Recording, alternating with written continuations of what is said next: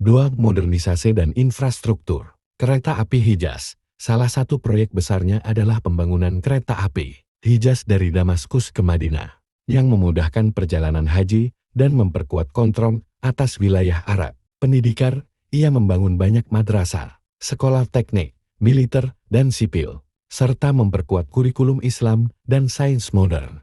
Telekomunikasi, didirikannya jaringan telegraf dan pos modern di seluruh kekaisaran. Kesehatan dan arsitektur, banyak rumah sakit, masjid, dan gedung pemerintahan yang dibangun atas perintahnya. 3. Intelijen dan sensor. Karena khawatir akan konspirasi dan kudeta, Abdul Hamid menciptakan jaringan mata-mata istibarat yang kuat dan memberlakukan sensor ketat terhadap media. Ia dijuluki Red Sultan oleh pers barat karena dianggap kejam, terutama karena penindasan terhadap pemberontakan, seperti di Armenia. Kemunduran dan akhir pemerintahan. Pada awal abad ke-20, tekanan terhadap Abdul Hamid semakin meningkat. Gerakan pembaruan dari dalam, seperti gerakan Turki Muda Young Turks, yang mengusung ide demokrasi dan nasionalisme, mulai tumbuh.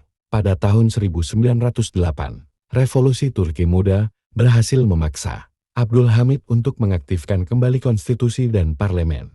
Namun pada tahun 1909, setelah terjadi pemberontakan yang dianggap didukung oleh Abdul Hamid, ia akhirnya digulingkan dan digantikan oleh adiknya, Mehmet kelima. Masa pengasingan dan akhir hidup. Setelah digulingkan, Abdul Hamid kedua diasingkan ke Istana Beylerbeyi di Istanbul.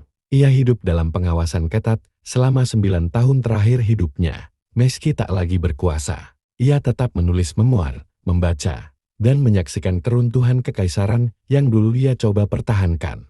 Ia wafat pada 10 Februari 1918, hanya beberapa bulan sebelum Kekaisaran Utsmaniyah secara resmi runtuh setelah Perang Dunia Pertama. Warisan dan penilaian. Sultan Abdul Hamid II adalah sosok yang kompleks. Ia dilihat sebagai tirani oleh kaum liberal, namun juga pahlawan oleh kaum Islamis dan nasionalis konservatif. Ia adalah pemimpin terakhir Utsmaniyah yang benar-benar mencoba mempertahankan kekaisaran dengan cara otoriter namun juga penuh inovasi. Beberapa warisannya yang masih dikenang. Jaringan rel kereta api Hijaz yang masih digunakan hingga kini. Sekolah-sekolah dan universitas yang ia dirikan masih menjadi lembaga pendidikan penting.